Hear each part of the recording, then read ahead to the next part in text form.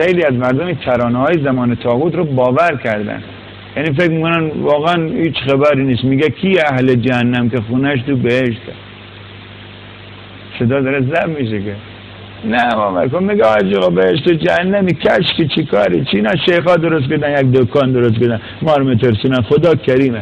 اون زمان قدیم گفتن خدا کریم. اگر خدا کریم بود برای چی بمب بالا سر امام رضا عمل کرد تو حرم امام رضا؟ اگه خدا کریمه کجا بود کریمی خدا موقعی که روز اول ماه رجب حضرت آیت الله حکیم کنار مرقد مطهر حضرت علی علیه السلام یه مرتبه بم عمل کنه تیکه تیکه بشن؟ راجع به خدا امان از بی سوادی. لا مصیبت اشد من الجهل، درد بدتر از درد نادونی نیست. ما را سربند کردن، هر بلا سرت میاد میگن قضا و قدره. ما نمیدونیم خدا فقط داره ما قضا و قدر داره، او هم فقط بدیامون قضا و قدره. لقمه تو خون میدنیم، صبر داشته باش خدا داره تو رو امتحان میکنه. مگه بیکاره خدا؟ هم فقط ناظم مدرسه مایه؟ از دانش آموز تازه سال شو از دانشجو پایان ترم امتحان میگیرن ببینن چیزی فهمیده یا نه.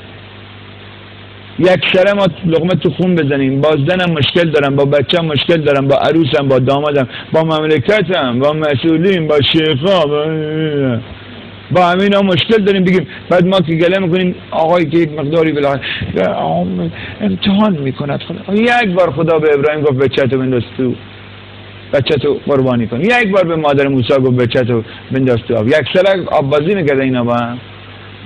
آقا دستی به تنه میخوام بگم بر بخوره. مطالعه که الحمدلله نمیکنه اینا رو. شما میدونم که مطالعه نمیکنی. کی بره شبای برره نگاه کنه؟ 90 شب الله فهمید سبیلای شرکت شده نفهمیدم بالاخره جنومک چیکار کردید؟ نرگس به خواب بسیار نشست یا ننشست؟ مردم ایرانی شما باور کنید آقا من بی سواد نیستم جلوتون اومدم. مردم ایرانی بارتون آوردن. همینجور ساده اندیشید، زود راضی میشید، زود میخندید، زود میپسندید، زود رأی میدید، زود رأی میدید.